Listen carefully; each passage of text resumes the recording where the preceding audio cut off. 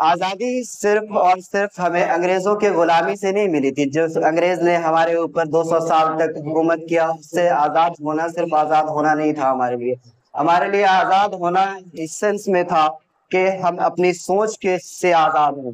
ہم اس سوچ سے آزاد ہو جہاں پہ اسٹیریوٹائپ تھنکنگ ہو ہمارے سماج میں، ہمارے ذات پات کا، ہمارے سماج میں اونچ نیچ کا، ہمارے سماج میں ہر ایک وہ چیز کا جس کے لے کر کے بات ہوتی ہے، جس میں ہم آزادی کو مکمل طور پہ نہیں دیکھ پاتے ہیں.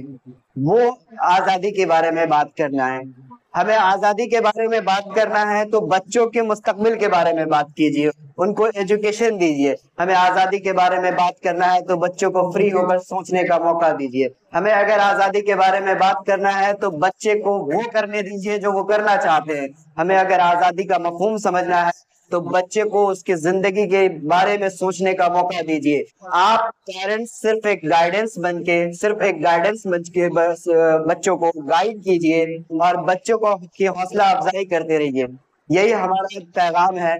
ہمارا دیش انگریزوں کے حکومت سے آزاد ہوا تھا. لگ بھگ 200 سال کی حکومت کے بعد جو اس کھنڈر کو ملا، ہمیں جو وراثت میں ملی، بہت خون پسینہ محنت سے ملا ہے یہ دیش ہمیں.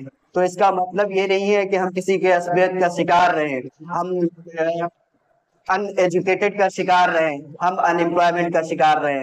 اس کا مطلب بالکل یہ نہیں ہے، بالکل یہ نہیں ہے. اس کا مطلب کہ ہمارے بچے آج جو ایجوکیشن لے رہے ہیں وہ ایجوکیشن کل بچوں کو نہ ملے. اس کا بالکل یہ مطلب نہیں ہے کہ بچے کے سوچنے پہ پابندی لگا دی جائے. آج ہماری سوچ پہ پابندی لگی ہوئی ہے. ہم برٹش کی حکومت سے تو آزاد ہو چکے ہیں لیکن ہم اس کے سوچ سے آزاد نہیں ہوئے. ہماری سوچ آج بھی وہی ہے. ایجوکیشن کو لے کر کے، چائلڈ ایجوکیشن کو لے کر کے، گرلس ایجوکیشن کو لے کر کے ہماری جو سوچ ہے وہ بالکل بھی نہیں بدلی ہے. آج 200 سال کی حکومت کے بعد بھی برٹشرز نے جو چینج کرنا چاہا تھا وہ گرلس ایجوکیشن کو بہت بڑھانے کی کوشش کی تھی. لیکن آج ہمارا ہندوستان آزاد ہو گیا ہے، خود مختار ہو گیا ہے، لیکن پھر بھی یہ گرلس ایجوکیشن کو بڑھاوا نہیں دے رہا ہے. گرلس ایجوکیشن کا ریشیو ابھی بھی بہت کم ہے.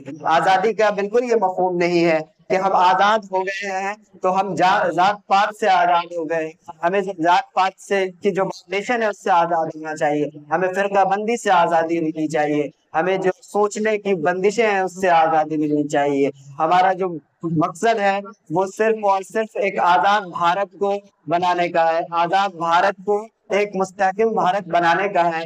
آزاد بھارت کو ایک ایسے بھارت میں تبدیل کرنے کا ہے جہاں پہ لوگوں کو سوچنے کی آزادی ہو، جہاں پہ لوگوں کو کچھ کرنے کی آزادی ہو. ہمارا جو مقصد ہے وہ یہ ہونا چاہیے. ہمارا مقصد ہمارے بچوں کے ساتھ جڑا ہونا چاہیے. ہمارے بچوں کے ساتھ آزادی جڑی ہونی چاہیے. ہم بچوں کو قید و بند کے مرحلے میں نہ رکھیں. ہم بچوں کو ان کی سوچ پہ قید نہ کریں.